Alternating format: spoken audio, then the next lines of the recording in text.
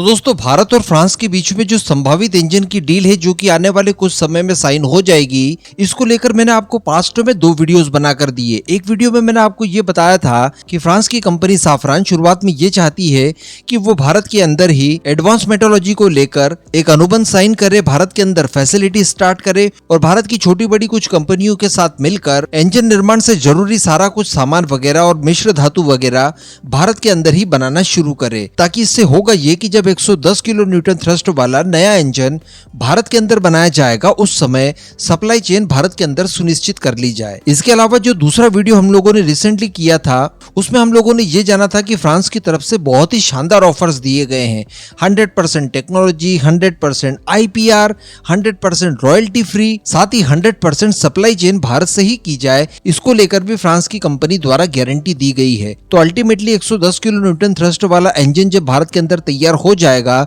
उसके बाद भारत इतना आत्मनिर्भर हो जाएगा कि किसी अन्य देश के ऊपर किसी भी तरह की कोई इंजन की जरूरत हमारी रह नहीं जाएगी। जो रशियन फाइटर जेट हैं या जिनके अंदर हम लोग ऑलरेडी दूसरे इंजन इस्तेमाल कर रहे हैं उन्हें अगर छोड़ दिया जाए तो जो हमारे नए प्रोजेक्ट हैं वो सारे के सारे कवर अप हो जाएंगे हमारे इसी 110 किलो न्यूटन थ्रस्ट वाले इंजन को लेकर। अब बड़ी बात देखने के लिए यहाँ पर ये मिलती है कि जो F414 इंजन होगा जो कि तेजस मार्क 2 में भी इस्तेमाल किया जाएगा, एमका मार्क 1 में भी किया जाएगा और टेटबीएफ के जो शुरुआती फाइटर जेट होंगे उनके अंदर भी किया जाएगा। और इसको लेकर भारत द्वारा अमेरिका से डील की जाएगी, जिसके बाद 80% टेक्नोलॉजी लेकर उसकी लोकल मैन्युफैक्चरिंग भारत के अंदर की जाएगी। इसी की तरह वो नया इंजन भी होगा जो भारत द्वारा फ्रांस के साथ डेवलप किया जाएगा, यानी आकार वगैरह में सारी कुछ चीजों में वो समान होगा, बस नेक्स्ट जनरेशन होगा और थ्रस्ट उसका ज्यादा होगा। तभी ना हम लोग एमका मार्क 1 वगैरह में इन पुराने इंजन को बाद में निकाल कर उसी 110 किलो न्यूटन थ्रस्ट वाले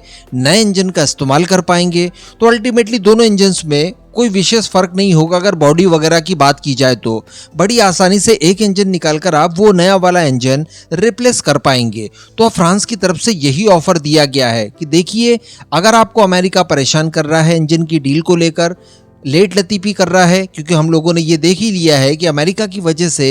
F404 इंजन की जो डिलीवरी नहीं की गई उसमें 2 सालों का डिले किया गया, इसमें हमें बहुत नुकसान हुआ। क्योंकि अगर मार्च अप्रैल 2023 में जो कमिटमेंट किया गया था उसी समय इंजन की डिलीवरी शुरू कर दी जाती तो पूरे वर्ष 2024 तक हम लोग 8-9 तेजस मार्क 1 तैयार कर सकते थे, भारतीय वायुसेना को डिलीवर कर सकते थे। इसके बाद हम लोग उसके अगले साल पूरे 24 फाइटर जेट मैन्युफैक्चर करके भारतीय वायुसेना को डिलीवर कर सकते थे, लेकिन ये सारा कुछ काम ठप पड़ा रहा क्योंकि हमारे पास इंजन ही नहीं थे। तो अगर ऐसी परिस्थिति से भारत बचना चाहता है तो फ्रांस की कंपनी साफरान द्वारा ये भारत को आगे से ऑफर दिया गया है कि तेजस मार्क 2 के लिए भी हम लोग F414 इंजन के बजाय इसी 110 किलो न्यूटन थ्रस्ट वाले इंजन का विकल्प सेट कर सकते हैं। जी हाँ, यानी एमका में तो आप इस्तेमाल करेंगे ही, टेटबीएफ में तो करेंगे ही, तो क्यों ना आप तेजस मार्क 2 में भी कर लें, ताकि तेजस मार्क 1 परियोजना आखिरी हो जिसको लेकर आपको अमेरिका के ऊपर डिपेंडेंसी रखनी पड़े। उसके बाद किसी भी अन्य स्वदेशी प्रोजेक्ट में